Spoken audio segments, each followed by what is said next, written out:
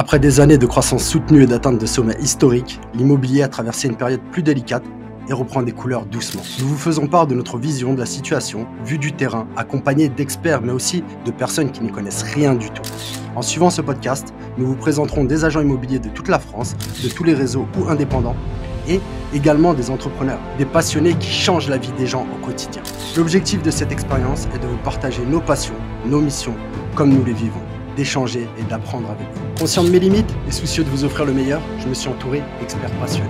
Tu es Bruno Wetzmann, tu as 60 ans, tu es producteur et animateur sur les chaînes du groupe M6, et notamment de l'émission Proprio à tout prix.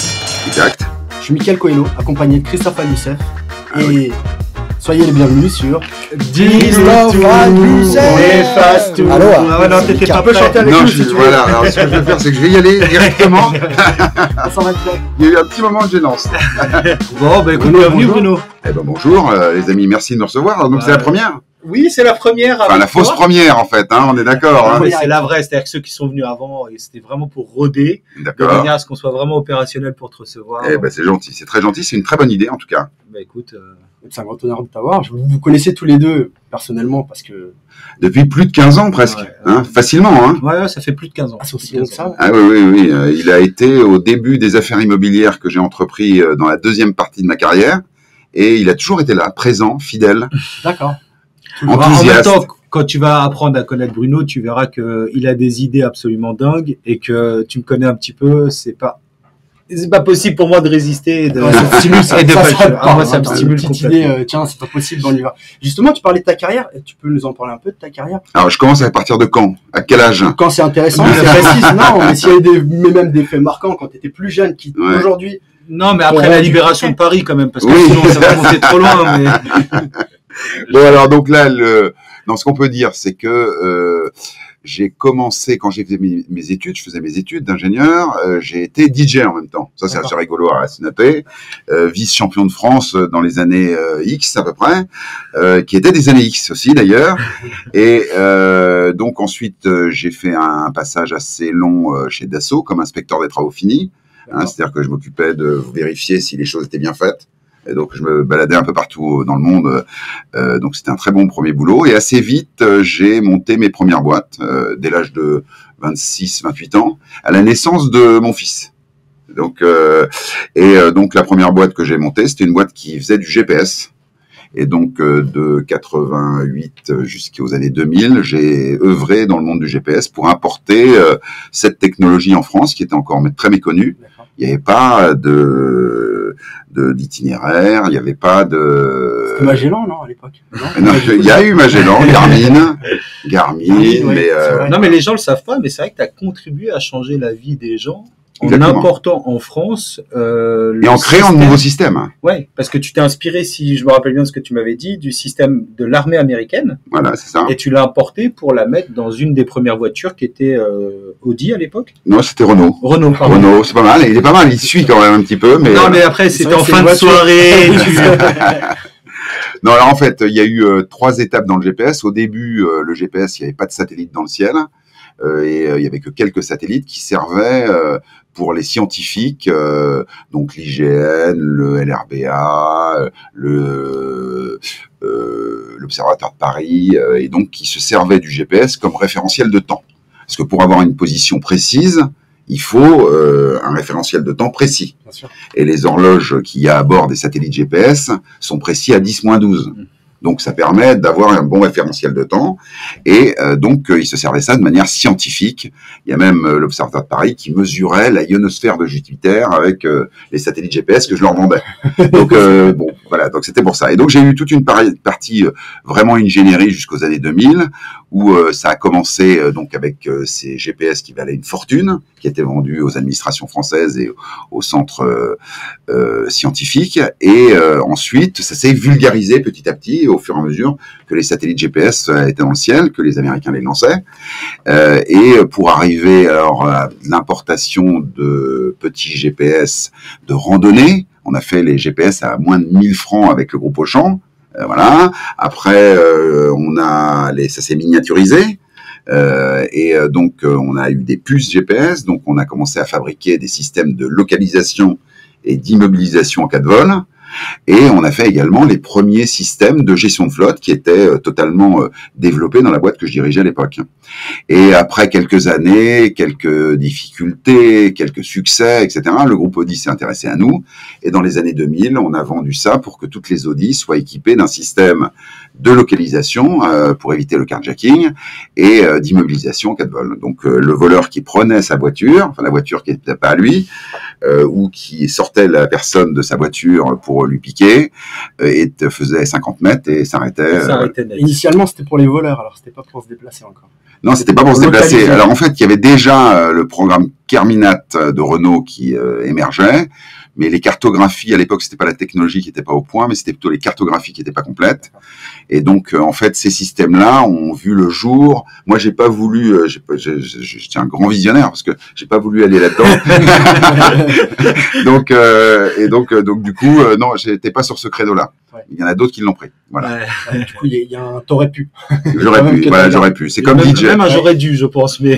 Et après, du coup c'est comme DJ. Hein. C'est-à-dire qu'en fait, j'ai arrêté d'être DJ quand David Guetta a explosé, en fait. Bon, voilà. Bon. Souvent, c'est ça. Bah oui, c'est ça. C'est comme ça qu'arrivent les belles idées après. Après, t'as fait quoi, du coup? Donc, alors, dans les années 2000, j'ai déménagé vers Nantes. J'étais à Paris à l'époque, et puis j'ai passé un petit peu de temps pour moi, et c'est là que j'ai commencé à m'intéresser à l'immobilier pour placer un peu l'argent que j'avais récupéré. Et puis j'ai acheté des petites choses, des immeubles, des petits immeubles. Hein, on n'est pas sur des trucs, voilà, une petite, voilà. Et puis j'ai rencontré des agents immobiliers, 1, 2, 3, voilà. Et puis un jour j'ai rencontré un qui était sympa, en centre de Nantes. Et puis on s'est associés. J'ai repris sa boîte qui était un peu en difficulté, et on a monté jusqu'à 8 agences à Nantes, voilà, à La Baule, à Pornic, tout ce coin-là, très sympa. Et après ça, je me suis pas arrêté là. On a fait les premiers, parce que je trouvais que l'immobilier était un petit peu encore par rapport au milieu de la technologie dans lequel je venais, était un petit peu pas à jour, voilà ça.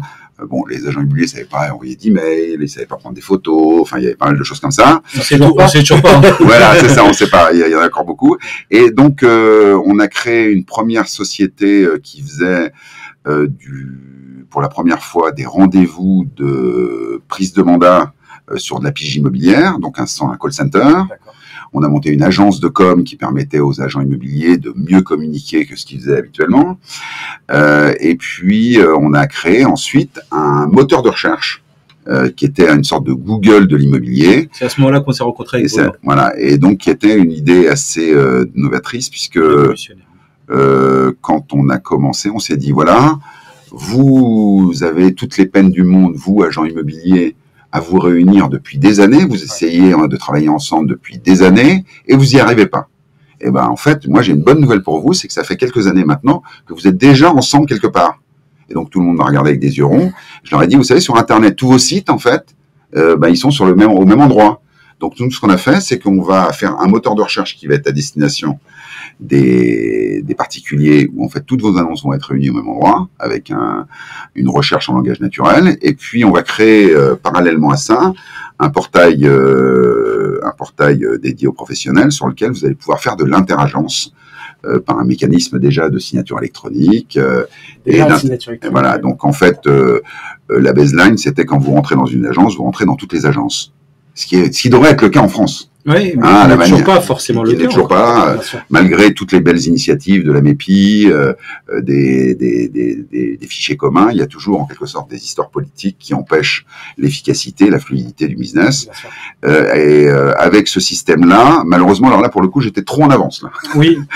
Et donc, en fait, les usages n'étaient pas assez importants, la signature électronique n'était pas encore arrivée à son terme, et donc voilà. Ça devait être mal vu d'ailleurs à l'époque, la signature électronique. Quand tu la présentais, ils devaient la regarder. C'était surtout pas au point.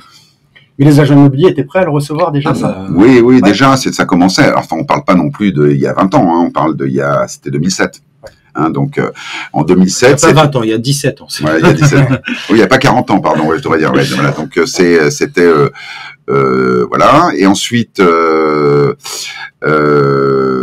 on a fait la première, on a fait du live. J'ai monté une boîte qui faisait du live sur Internet avant que le live arrive et soit maintenant. Je te revois avec ton scooter faire le test pour la première, c'était extraordinaire. Et c'était sur quoi alors, tu dis? C'était des visites en live en fait. D'accord.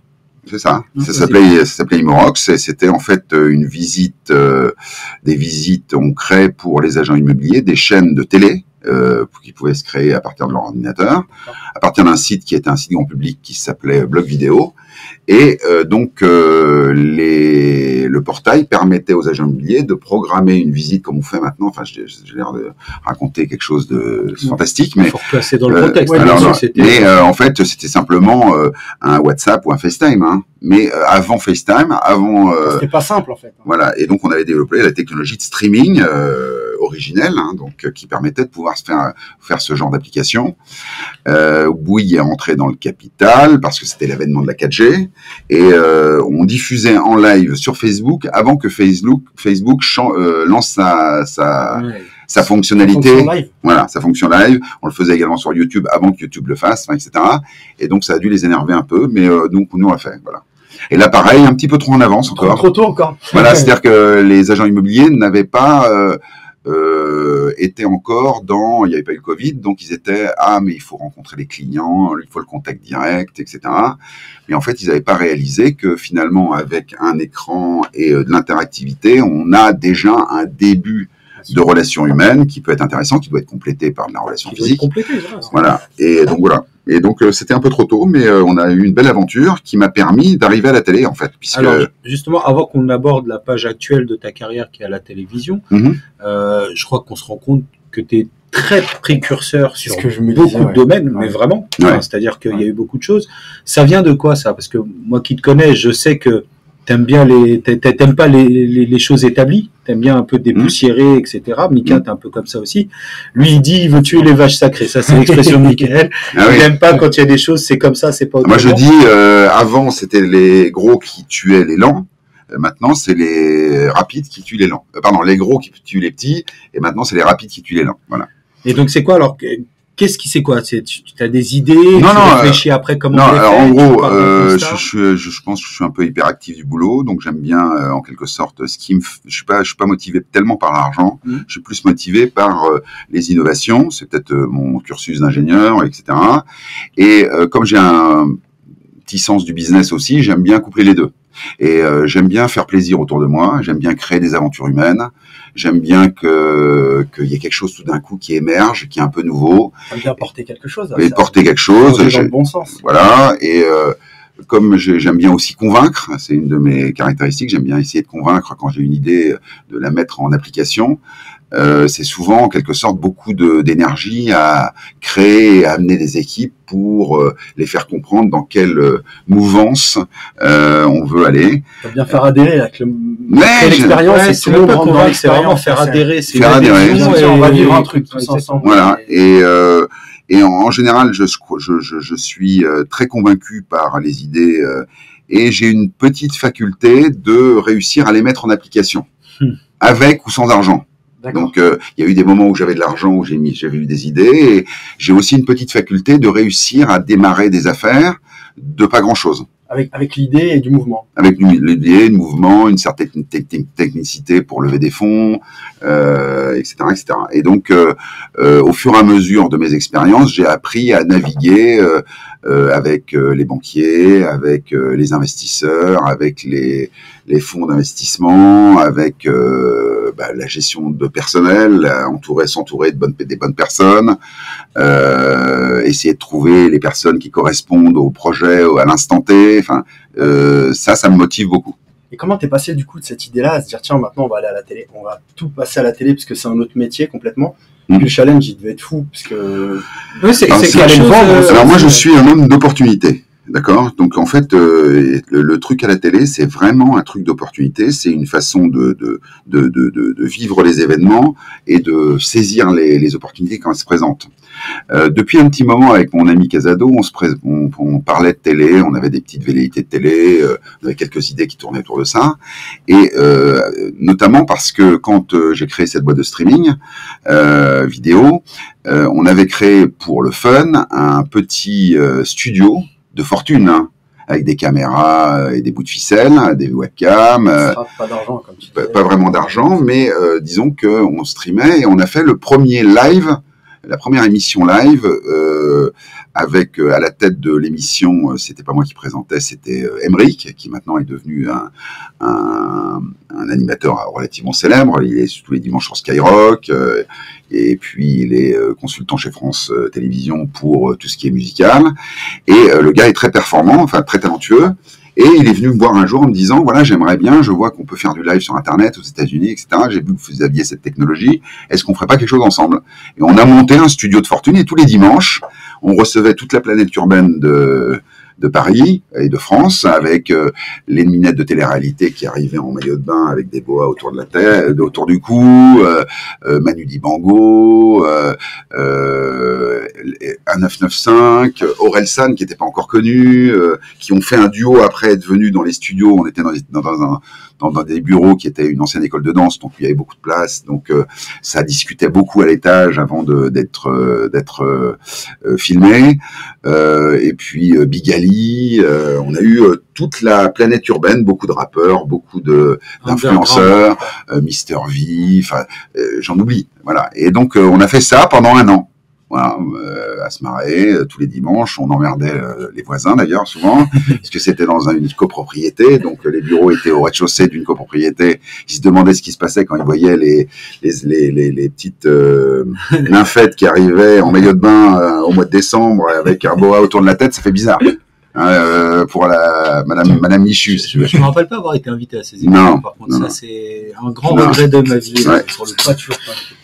Bon, donc voilà, et donc on a fait ça pendant 1 an, c'est bien amusé, et à la fin au bout d'une année, Emeric m'a dit, tiens, j'ai une petite chaîne qui s'appelle Ma chaîne étudiante, et qui voudrait reprendre le concept et le diffuser à la télé. Bon. Je dis, bah écoute, mon pote, au contraire, super, il faut y aller, c'est sympa. C'est une petite chaîne, hein, une chaîne qui était destinée aux étudiantes, numéro 245 sur les box, hein, donc pas visible, mais une expérience télé avec des caméras, avec ça.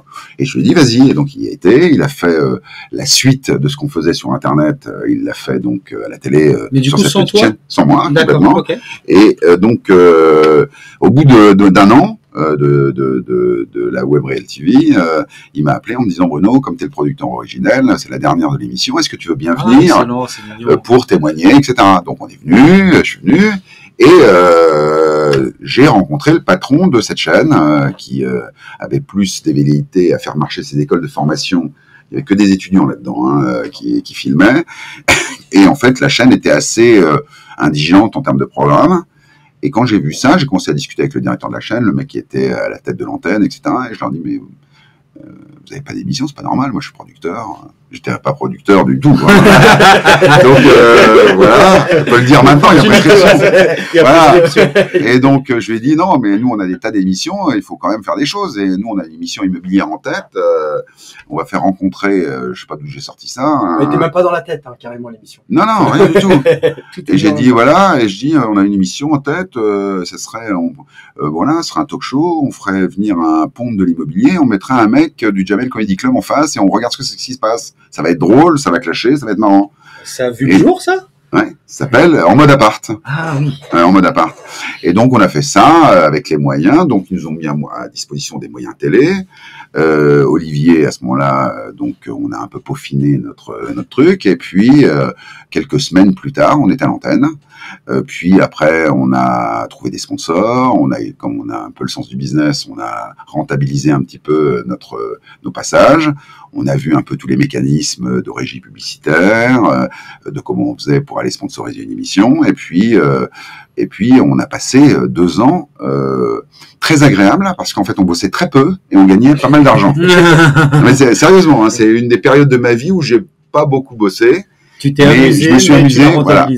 Et donc, au bout de 2 ans, ça s'est arrêté parce que le groupe BFM, qui était dirigé par un certain Guillaume Dubois, que je salue si jamais il entendait ça, parce que maintenant je l'ai un peu perdu de vue, mais qui nous a fait confiance parce que en travaillant cette émission, on s'est dit voilà, il faudrait qu'on fasse un truc pour les agents immobiliers, nous qui venons de l'immobilier, faisons un concept autour de l'immobilier. On a eu cette idée de faire visiter des appartes en les filmant, et au début, ça s'appelait Enquête d'appart. BFM nous a ouvert l'antenne sur BFM Business avec des bandes annonces sur BFM. Ça a très bien marché, on s'amusait beaucoup. On était partout en France, on a fait ça aussi avec des petits moyens. On avait une équipe réduite et il n'y avait pas de plateau, il n'y avait rien du tout. Et on a fait 3 ans sur BFM, magnifique. Ensuite, la direction de BFM a changé. Il y a un cost killer qui est arrivé, dont je ne citerai pas le nom pour éviter que le podcast se passe mal. Et on le salue pas. Et donc finalement ça s'est arrêté, et par relationnel successif, il se trouve que j'ai la chance de rencontrer, il est plus de ce monde maintenant, Patrick Lelay, qui était l'ancien patron de TF1, à côté de Moujotte, hein, c'était les deux qui étaient dans les Guignols. Là, hein. Oui. Il y avait Moujotte et puis l'autre qui était Lelay, qui sont des figures de la télé, et qui, quand je l'ai rencontré, il était à la retraite, il vendait des livres au Louvre, donc c'était ça, et il a été un peu notre parrain dans le monde de la télé. Il nous a ouvert les portes du groupe TF1. Et on s'est retrouvés pour une deuxième session de l'émission améliorée en plateau sur les antennes de TMC. Et puis l'émission s'appelait Carrément Bien. Carrément Bien, c'est ça. Voilà. Et puis est arrivé le Covid. Donc malheureusement, on n'a pas pu continuer à faire nos émissions où le principe c'est de faire venir des agents immobiliers qui ont sélectionné des biens, de leur faire parler de leur métier et de leur expertise.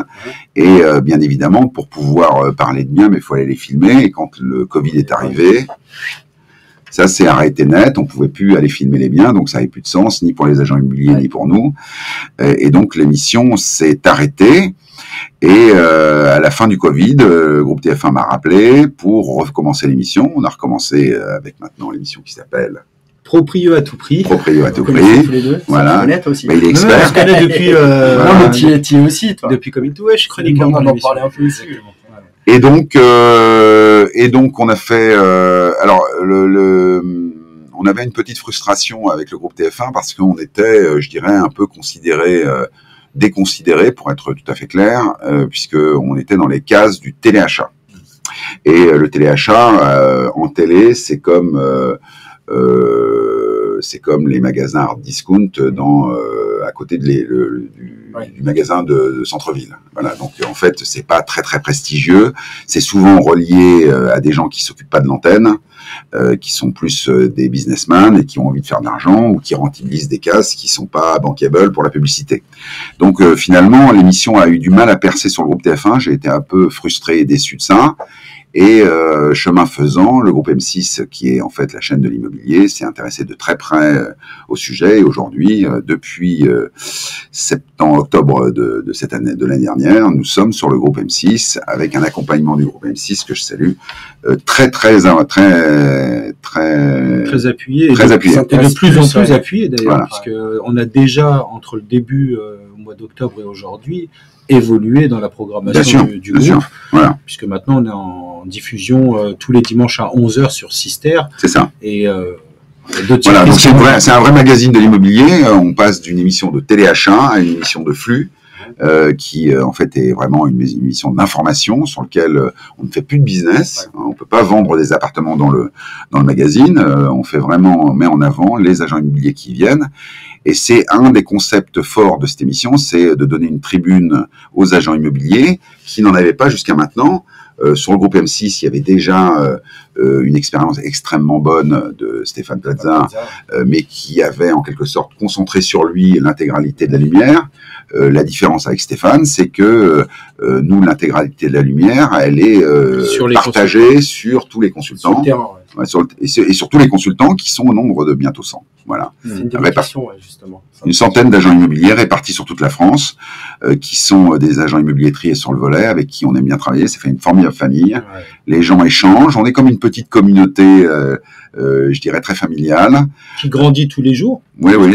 Un certain nombre nous rejoignent en permanence. Et il faut voir que l'émission, elle est directement dimensionnée en fonction du nombre de consultants qui nous rejoignent, le nombre d'agents immobiliers. Donc quand on est 70, on a 1 heure d'émission et des programmes courts. Quand on sera 200, on aura 1 heure par jour sur plusieurs chaînes et encore plus de programmes courts. Voilà. Est-ce que ça, quand tu as fait de l'immobilier à Nantes, tu disais tu as eu 8 agences, tu l'as toujours eu dans ta tête, un jour je ferai ça, ou pas du tout? C'est venu au fil du temps. Tu ne disais pas à l'époque, tiens, ça serait bien de faire une émission? Non, j'ai toujours été attiré par le théâtre, le milieu du spectacle. En étant DJ, j'ai fait pratiquement 8 ans de DJing, donc j'ai été dans les plus grandes salles parisiennes, etc. Enfin, donc le Bus Palladium, le Gibus, le Palace, etc., où je mixais, où je faisais des sets, etc., aux grandes années. Et puis place à David Guetta. Non, oh là là, non, j'ai remplacé Étienne Dao à Rennes comme DJ résident quand j'ai fait une partie de mes études. Étienne Dao était DJ avant d'être chanteur. Quand il a sorti Le Grand Sommeil, quand il a sorti son truc, il est parti de l'Espace, ça s'appelait, et donc j'ai mixé un temps à l'Espace pendant mes études. Voilà. D'accord. Après Étienne Dao, ça le fait. Ah moi je prends, c'est pas mal. Bon. Et du coup, l'immobilier aujourd'hui, t'en penses quoi en 2024? Maintenant, ça fait des années que tu suis l'immobilier. L'évolution, parce que justement, je pense que dans la diffusion, tu disais tout à l'heure, marketing, c'était un de tes trucs à l'époque. Aider les agences à se développer un peu là-dessus. T'en penses quoi? C'est en retard? C'est en avance? Ça a beaucoup bougé? Non, alors, c'est très compliqué de donner un avis général. C'est-à-dire que il y a... Non, mais laisse-moi traduire, comme ça te laisse le temps de réfléchir. C'est que... faut que je sache comment dire les choses que j'ai envie de dire, mais sans être trop cash. Non, je vais dire cash. Non, on est là pour ça. Non, ce que je pense, c'est que, mais je vais dire les choses.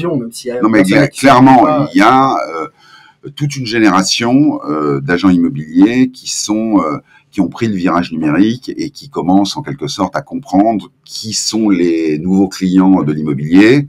Et donc, on a une génération qui est à la fois innovante, à la fois performante, qui sait utiliser les outils informatiques, qui sait mettre en place des CRM, qui sait en quelque sorte ce que c'est que le contact client, qui sait ce que c'est que le suivi client, l'expérience client, et qui sait aussi comment, je dirais maintenant, aujourd'hui, le coup de téléphone, c'est pratiquement le dernier recours.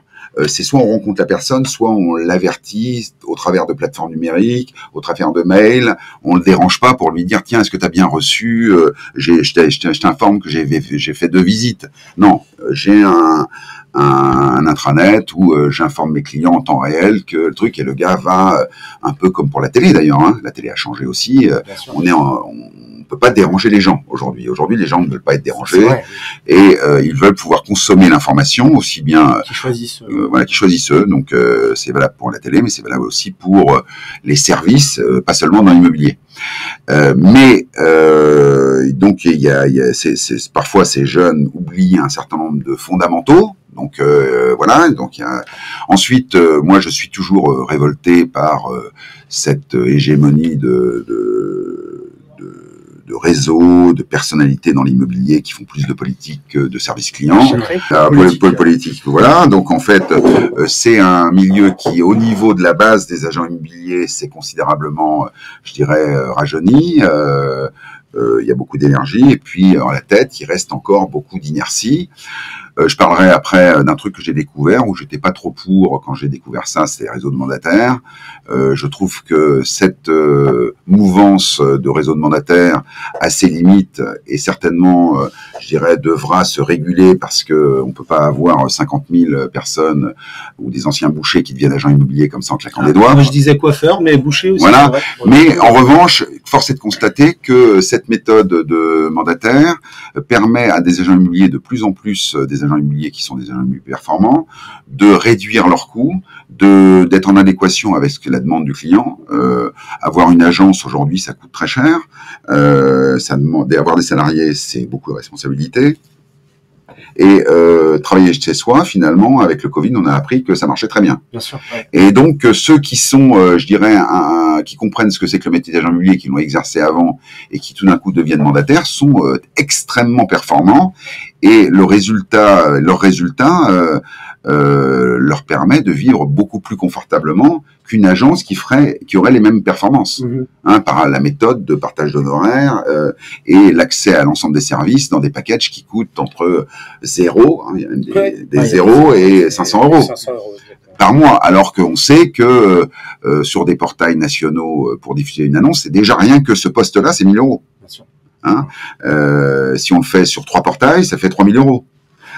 Si on pense à un pas de porte, sans compter le CRM, sans compter mais le pas de porte, les modélos, les visites virtuelles, etc.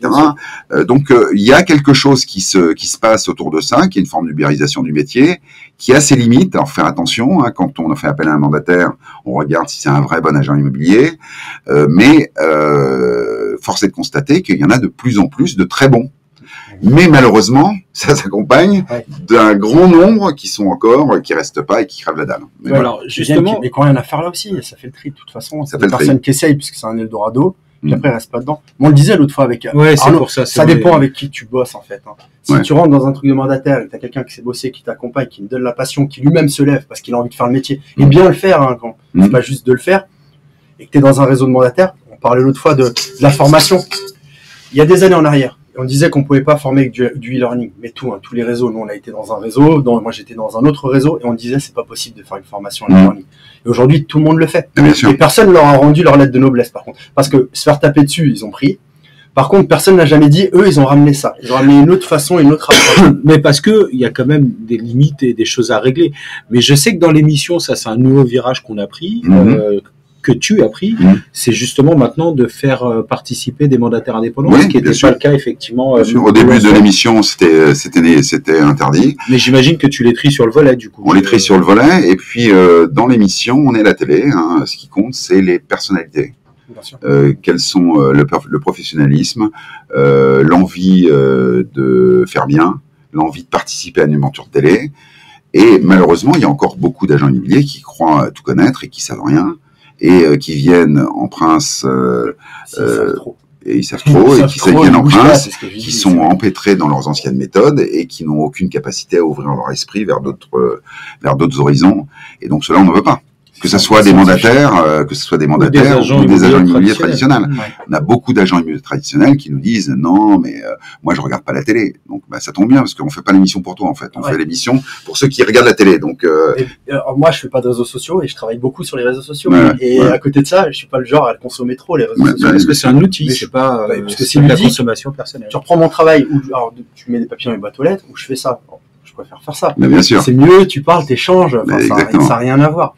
Et pour toi, du coup, aujourd'hui, l'agent immobilier, comment il va devoir se transformer par rapport à tout ça, parce que tu as une vision et tu rencontres beaucoup de monde. L'agent immobilier, il faut peut-être, je sais pas comment il va se transformer, je suis pas devin, mais en tout cas, on peut prendre exemple, même si j'aime pas trop dire ça, mais on peut prendre exemple sur les États-Unis. Quand on regarde les agents immobiliers américains, d'abord ils ont su s'organiser, ils ont 99% du marché, ils ont un fichier commun, ils travaillent ensemble, il y a un agent immobilier pour le vendeur, un agent immobilier pour l'acheteur, ils soignent leur personal branding, ils soignent également le service qu'ils offrent aux clients, ils font des journées portes ouvertes, ils ont des boîtes à clés digitalisées, ils ont en quelque sorte tous les outils à disposition, ils n'hésitent pas à refaire du home staging à leurs frais pour pouvoir vendre une maison, ils ont tout compris. Ils ont pas free, mais ils ont tout compris. Donc en fait, forcément, il y a un vrai service additionnel quand les gens font appel à un agent immobilier. Ils font appel à l'agent immobilier comme à un avocat. Ils comprennent qu'il y a une chose. Moi, j'ai toujours dit qu'en France, il y avait un gros problème, c'est que l'agent immobilier est à la fois jugé parti. Donc forcément, quand on vend sa maison et qu'on va voir son agent immobilier, on a toujours peur qu'il le vende moins cher parce qu'il va le vendre à un pote. Et quand on est acheteur, on a toujours l'impression qu'il va vendre plus cher que ça vaut. Donc toi, tu es partisan que chaque partie ait son agent immobilier, comme tu peux dire aux États-Unis. De toute façon, dans une négociation, il y a toujours un plus faible. Non, il y a toujours un qui facilite plus que l'autre. Non, parce que tu peux le faire, c'est plus effectivement. Mais ça c'est la grande théorie des agents immobiliers français qui disent non, mais vous savez, nous on est des professionnels et on essaie de faire la part des choses. C'est dur. Et donc je suis à la fois jugé parti, mais c'est pas grave. Je pense pas à mes intérêts. Oui, bon. Non, mais même pour que ça avance, des fois, il y en a toujours un qui facilite plus que l'autre. Tu as plus de facilité à... Et globalement, pas beaucoup qui non mais moi je vais défendent dire un vraiment les truc, intérêts de tout le monde. je vais vous dire un truc. Non mais je vais vous dire un truc. truc, c'est qu'en fait quand le marché est orienté vendeur, l'agent immobilier est du côté des vendeurs, quand il est orienté acheteur, il est du côté des acheteurs. Alors là, je ne vois pas du tout de quoi vous parlez, Bruno. Mais Ah oui. non, c'est de la diffamation, ça. Non mais c'est vrai, non il faut être, mais c'est d'un autre côté c'est pas un défaut. C'est presque naturel, malheureusement. C'est pas un défaut. Ce que tu dis, je dis ça en Mais rigolant, c'est comme mais c'est absolument vrai. Mais c'est même naturel et humain de effectivement privilégier indirectement l'une des deux parties en fonction. Et c'est dommage. Le jour où on aura un ministre du logement, où on aura des pouvoirs publics ou des instances, je dirais, dirigeantes dans l'immobilier qui diront bon maintenant ça suffit, vos intérêts personnels, ce qu'on va penser aux clients un petit peu. Il faut quand même savoir que l'achat le plus important que fait un Français dans sa vie ou quelqu'un même dans le monde, hein, c'est souvent sa maison. Donc quand c'est quand même le seul commerce, l'agence immobilière. Quand tu rentres avec 300 000 euros en poche, on te dit je vous rappellerai. C'est vrai ou pas? Ouais, c'est tellement vrai. Voilà, donc et j'ai même. Je pensais que c'était moi la grande gueule de l'IMO, mais là. Non, mais voilà, mais après. Là, on a un vrai coup de gueule. Non, mais après. Celui qui rappelle pas. Ouais. Non, mais après, effectivement, c'est même pire que ça. C'est-à-dire que quand on dit à cette personne qui a dit à quelqu'un qui cherchait une maison qu'on le rappelle pas et qu'on s'en occupe pas alors qu'il a 300 000 euros aux poches, il vous dit mais moi je m'en fous des acheteurs. Ce qui m'intéresse, c'est les vendeurs, parce que je veux avoir des biens à vendre. Bien sûr. Ah bon, tu t'en fous des acheteurs, mais c'est eux qui payent à la fin, en fait, au final. Hein, et donc, il y a une vraie dichotomie, je dirais, mais hallucinante. C'est le seul métier comme ça. Hein. T'as n'importe quel autre métier où t'as un acheteur qui arrive avec 300 000, on lui fait le tapis rouge, quand on est au casino, on lui donne la suite princière. Non, nous, pas dans l'immobilier. D'ailleurs, on met des affiches dans la vitrine, comme ça, restez bien dehors, me faites pas chier. C'est excellent. Non, mais c'est vrai ou pas? Mais ouais, t'as raison. C'est pas loin. Non, mais t'as raison, parce que moi, te connaissant, là, je sens qu'il y a une idée qui va sortir bientôt de derrière les fagots, mais on verra. Voilà. Bon, enfin, en tout cas, voilà. Donc, comment évolue le marché de l'immobilier? Pensons au service client. Évoluons formons-nous également aux nouvelles technologies. Pas de manière superficielle, d'une vraie manière. Il y a un gros problème d'organisation également chez les agents immobiliers. Il faut que les agents immobiliers s'organisent en micro-entreprise, de s'organiser, de faire les choses avec leur ADN. Il y a beaucoup d'agences immobilières qui n'assument pas leur ADN. Et donc, si on veut faire de l'immobilier relationnel haut de gamme, c'est un type d'organisation qui n'est pas le même que d'aller vendre du petit studio de 20 mètres carrés.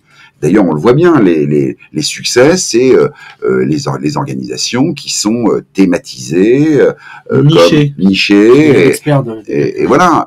Donc, il faut, quand on monte une agence immobilière, ça se monte pas comme ça. C'est on brasse beaucoup d'argent. Hein, et ça brasse beaucoup d'argent, à la fois en termes de décaissement, mais également en termes d'honoraires. Hein. On peut parler aussi des honoraires, qui sont totalement... Alors là, pareil, les honoraires, si vous voulez que je vous fasse un petit truc sur les honoraires. Vas-y. En fait... voilà, les honoraires, c'est un pur scandale, parce que les honoraires, c'est pas le prix qui est scandaleux. C'est qu'en fait, il n'y a pas, je dirais, de transparence sur ce qui est fait. Ou en tout cas, pas suffisamment d'éducation des agents immobiliers pour dire voilà ce que je fais pour vous. Et pourquoi il n'y a pas cette éducation? C'est parce que c'est fatigant d'informer son client de ce qu'on fait. Ouais. D'accord. Et la deuxième chose, c'est que l'autre scandale, mais c'est hallucinant, c'est le seul. Donc normalement, la loi Hoguet spécifie qu'on doit afficher son barème d'honoraires. Est-ce qu'il y a une agence immobilière qui applique son barème d'honoraires réellement? Il y en a très peu. Très peu. Tous mettent 5, 6, 7, 8%. Et finalement, ça se termine à combien? En moyenne 3 à 4%. À 3%. Donc, non, mais ce que je veux dire, c'est, mettons, soit on met 5% et on dit ça vaut 5%, et on négocie pas, on n'est pas des marchands de tapis. Ouais. Hein? Dans l'émission, par exemple, l'Agence nationale, elle a une commission qui est de 5,5, ça ne bougera pas.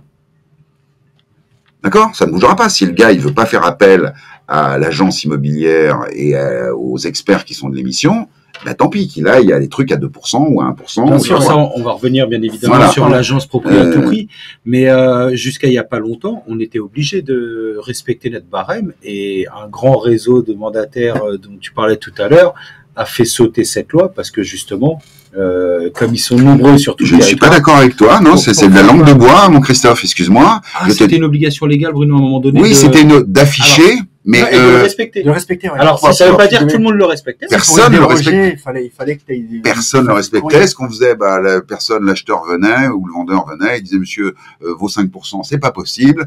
Ah, vous croyez? Non, oui, ah, d'accord. Bon, on va faire un petit avenant au mandat. Hein? Parce que là, on va pas rater l'affaire. Toute ressemblance avec une situation existante. Non, pas tellement toi. Non, justement, t'es plutôt droit dans tes bottes pour ça. Non. Et non, c'est effectivement. Et j'ai même entendu des agents immobiliers qui disaient, vous savez, les honoraires, c'est pas un problème, on va pas faire rater une affaire pour une histoire d'honoraires. Je saurais baisser mes honoraires. Il y a plein d'agents immobiliers, s'ils écoutent ça, qui vont se reconnaître dans ce discours. Ouais. Donc non. Monter la valeur que t'offres à ton client. Bah oui. En fait, ce qui est génial, c'est que quand tu écoutes Bruno, tu pourrais croire que il aime pas les agents immobiliers. C'est que justement, je pense que tu as tellement de respect. Moi, je les adore. Attends. C'est que tu as tellement de respect pour cette profession. Bien sûr. Que tu es triste presque quand elle est mal appliquée et exactement. Que tu aimerais qu'elle prenne de la valeur et de la noblesse justement. Depuis les années 2000, c'est un petit peu mon guide, c'est-à-dire que j'essaye, petit niveau, d'essayer d'apporter des solutions qui permettent d'améliorer, de faire en sorte que les agents immobiliers redorent leur blason. Ils n'ont pas besoin de moi, hein, dans la plupart des cas. Il y en a qui, voilà, mais globalement, c'est une profession qui est magnifique. Il y a beaucoup de bons agents immobiliers. J'ai beaucoup d'amis agents immobiliers qui sont vraiment des personnes formidables, qui s'occupent des gens, qui se préoccupent des gens. Et c'est ça qui est beau dans ce métier. Alors quand je vois qu'il y a des sagouins qui font n'importe quoi, ça m'énerve un peu. Voilà. Mais après, c'est surtout les honoraires, tu les choisis. Alors quitte à baisser tout le temps, t'en mettre 3 tout de suite et tu bouges voilà. Tu choisis ton bar. Voilà. À la fin de l'année, tu dis bon, il était tout le temps 3, tu mets 3, tu bouges plus. Mais la réalité, je sais pas si vous êtes au courant, mais la réalité, c'est que les honoraires moyens en France, c'est pas 5%, c'est 3%. Je sais pas. Mais moi, je le sais. Moi, j'ai un truc, je veux pas m'intéresser à... Non, mais ça coûte. Les honoraires moyens perçus, donc chiffre à l'appui avec les notaires, c'est 3%, un peu plus de 3%. Ouais. Voilà. Par contre, un mandataire ou une agence qui prend que 3%, mais qui met l'annonce sur Internet et qui attend que l'appel, c'est presque trop payé les 3% en l'occurrence. Exactement. Et moi, j'avais eu une idée dans les années 2000 où j'avais été dit, voilà, ce qu'il faudrait faire, c'est pour les honoraires, il faudrait les décomposer en fait. C'est-à-dire les décomposer. Donc pour 0,5%, bah, c'est les passations d'annonces. Et donc un truc à tiroir où le client pourrait choisir le niveau de prestation qu'il souhaite. Là, c'était un bon moyen de faire comprendre au client ce qu'il payait réellement. Soit en le faisant à tiroir, soit en l'expliquant de manière extrêmement didactique. Ce que tu le disais tout à l'heure, c'est la seule profession où tu reçois l'addition à la fin, tu sais pas ce que tu as payé. Non. Bien sûr. Tu vas chez le garagiste, tu vas au restaurant, il te dit j'ai fait ça te coûte. Parce que bon, alors maintenant que j'ai gueulé contre les agents immobiliers, je peux dire autre chose, c'est que par exemple, ce qui se passe souvent des vendeurs, ils se disent ah oui, alors donc j'ai un agent immobilier, il m'a pris 5% ou 4% et il a fait qu'une visite. Bah putain, je veux bien prendre 20 000 comme ça moi. Bon, ce que le vendeur ne comprend pas, c'est que à côté, voilà, donc c'est qu'il y a un fichier client, qu'il y a au quotidien des appels, des logiciels, qu'il y a effectivement d'avoir passé l'annonce, d'avoir fait les photos. Donc les 20 000, ils sont pas volés. Ils sont pas volés parce que comme c'est fait en France, en tout cas. La capitalisation que fait un agent immobilier sur son activité profite parfois rapidement à un vendeur et un peu moins rapidement à un autre. Donc globalement, il y en a qui effectivement ça va plus vite, donc ça a l'air de coûter plus cher, mais finalement c'est pas vrai. Ouais, moi mon ancien boss il disait quand je vais chez le médecin, je préfère qu'il me trouve tout de suite ce que j'ai plutôt que revenir 20 fois pour qu'il me dise qu'il a travaillé. Et payer le prix de quelqu'un qui trouve tout de suite le bon diagnostic, c'est un très bon exemple. Bien sûr. Bon, en fait, puis pour finir sur le marché immobilier, ce qui est hallucinant, c'est les délais de vente. En fait, en France, hein, moi, j'avoue que je comprends pas que les personnes responsables dans ce pays de l'immobilier et les agents immobiliers eux-mêmes ne se rendent pas compte que c'est une ineptie. Hein, alors tu parles des délais pour trouver un acheteur, non, ou entre le compromis de vente et la vente. Délai de vente global, non mais délai de vente global. Alors je parle pas. Alors là, ce serait encore un autre sujet. Des 4 mois nécessaires maintenant pour passer entre le compromis et l'acte authentique. Bon, je ne parle même pas de ça, qui est une aberration, une hérésie. Bon, d'accord, parce qu'en fait, il y a une autre chose que les auditeurs doivent savoir, c'est qu'effectivement, l'agent immobilier travaille gratuitement jusqu'à l'acte authentique. Donc globalement, c'est, je dirais, une structuration financière qui doit être importante pour pouvoir subvenir pendant 4 mois avant de toucher son argent. Donc on a travaillé en avance de phase. C'est une des seules professions également où ça se passe comme ça. Le délai des transactions, bon, c'est une hérésie. 130 jours, 160 jours, des mandats qui restent 6 mois dans des vitrines où on voit les toiles d'araignée. Non, soyons sérieux, c'est pas possible. Est-ce que l'expert peut dire à son vendeur, monsieur, je ne veux plus m'occuper de la vente de votre bien. Si vous restez à ce prix-là, au revoir.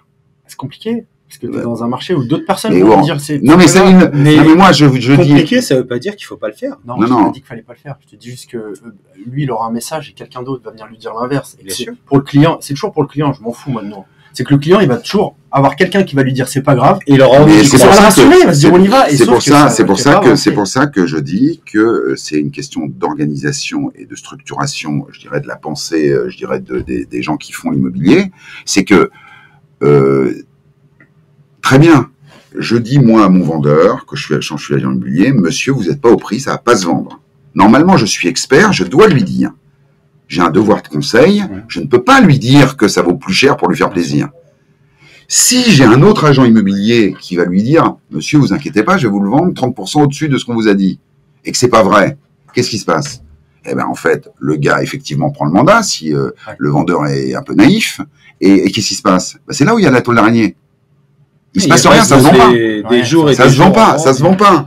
Après, moi, au risque même qu'il y ait des transactions qui se fassent de particulier à particulier, l'agent immobilier n'est pas crédible dans ses estimations aujourd'hui, puisque vous avez un tas de négociateurs qui sont payés au mandat, il faut le dire, et donc qui, s'ils n'ont pas pris le nombre de mandats, leur patron leur dit « monsieur », et donc forcément quand vous avez ce genre de contrainte, qui n'est pas une contrainte qui est liée au service client, c'est juste une contrainte et un service de commission que je vais avoir à la fin du mois.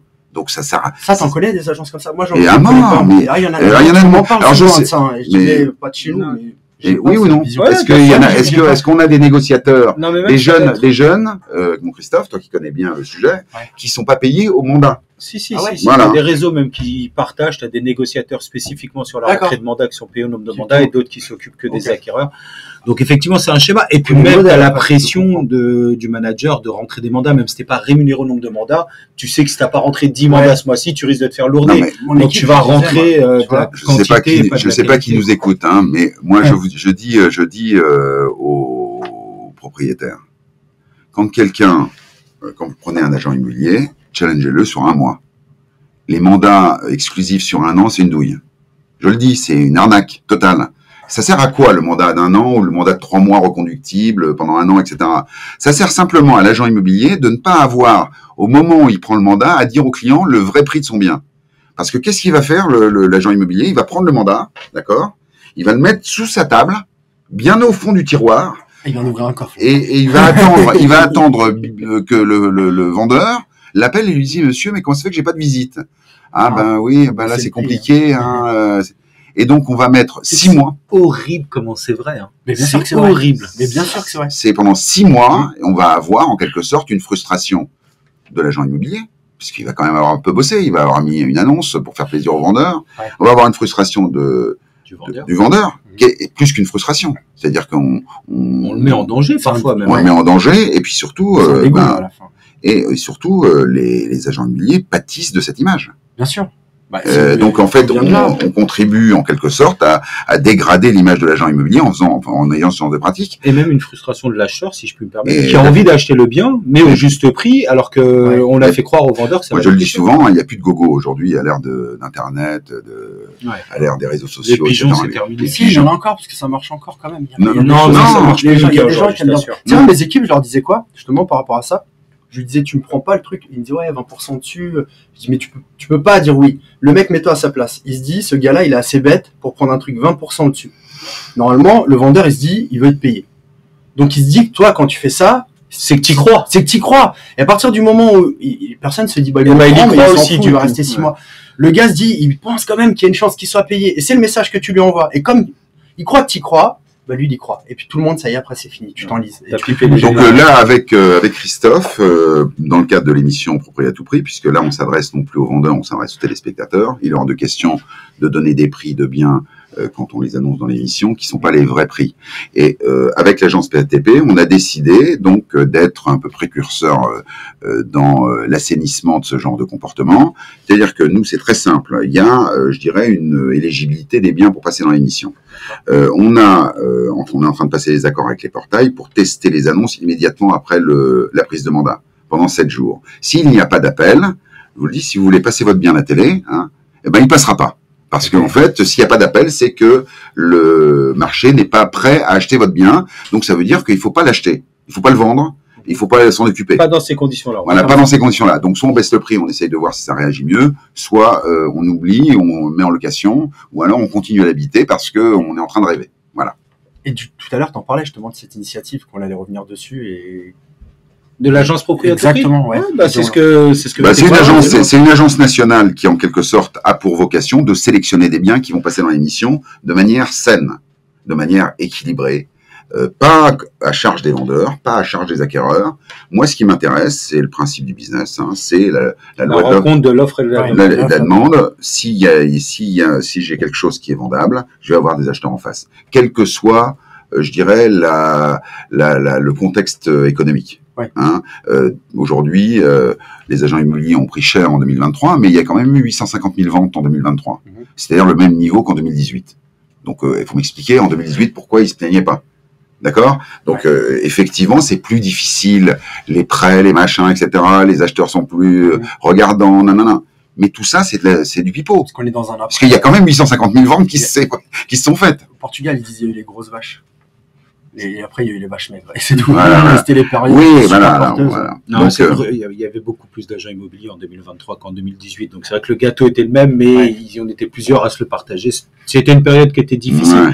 Mais là où tu as raison, c'est qu'on n'était pas armés professionnellement à anticiper cette période. Alors, et on a continué à rentrer des biens trop chers, et c'est surtout pour cette raison-là qu'on n'a pas rencontré nos acheteurs. On a été spectateurs. Mais comme ça t'a pas échappé, qu'on a eu une belle conversation là-dessus, puisqu'on parle un peu de manière générale, il y a eu plus d'agents immobiliers en 2023, effectivement, qui étaient des mandataires, qui pour la plupart ne faisaient pas de vente.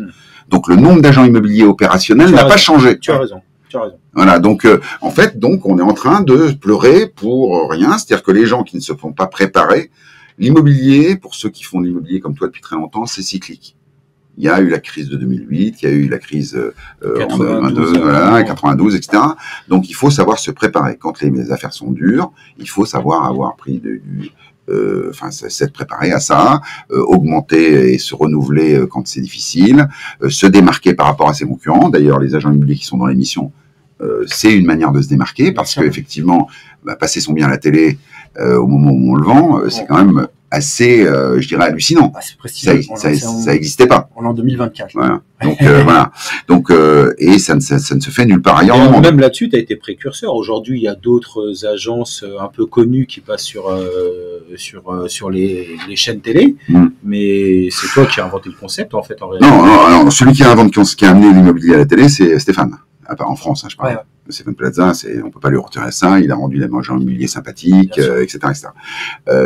Moi, ce que j'ai amené, c'est que j'ai amené la réalité. Lui, il raconte des histoires de biens qui se sont vendus, etc., sous la forme d'une télé-réalité, d'une personnalité, de bonnes vibes, des émissions qui sont agréables à regarder. C'est des vrais vendeurs, des vrais agents immobiliers, des vrais acheteurs. C'est ça qu'on a amené nous. C'est que, en fait, c'est la réalité du moment. C'est un magazine d'actualité, de l'information immobilière en temps réel, et ce n'est pas des histoires qu'on raconte, on met en valeur, on met en scène les agents immobiliers et les biens. Dans le but de les vendre aussi. Non, dans le but de les vendre en partie, mais c'est pas le but annoncé du magazine. C'est pas l'objectif. Voilà, et Stéphane, lui, il raconte les histoires de personnes qui vendent, qui est un peu différent. Est-ce que tu rajoutais quelque chose sur l'agence PATP? Est-ce que tu as 100 000 à mettre dans l'affaire? Alors, c'est le moment de conclure le podcast de manière d'argent aujourd'hui. Non, mais là, c'est obligé. Là, je vais perdre 100 000. Conclue. Non, mais c'était très sympathique. C'est une très bonne initiative. J'adore ce genre de petites choses. Donc, bravo pour ça. C'est un vrai plaisir d'être avec toi. Vraiment, moi, je m'y attendais pas. Vous connaissez bien. Mais même si on se connaît, j'adore à chaque fois. C'est un vrai parcours de vie. On l'a vu, t'as de quoi dire. Ça pourrait durer encore plus longtemps. Ah oui. Est-ce que t'as une anecdote sur Christophe? Maintenant, ça fait longtemps que tu travailles avec lui, parce qu'il a dû t'en faire quand même sur le plateau. Est-ce que, comme ça, tout de suite, t'as une anecdote qui sort ou pas? Alors, est-ce que c'est une anecdote racontable? Non, on peut rester sur les anecdotes qu'on peut raconter. Ah, racontable, moins que des pas racontables en fait. Ouais, c'est ça. Non. Si je me rappelle la parole sur le plateau. Je me rappelle de sa première venue sur le plateau où il n'était pas fier. Ouais. Et en fait, une fois que les lumières se sont allumées, j'ai vu ses yeux briller et j'ai vu qu'il allait être très très bon.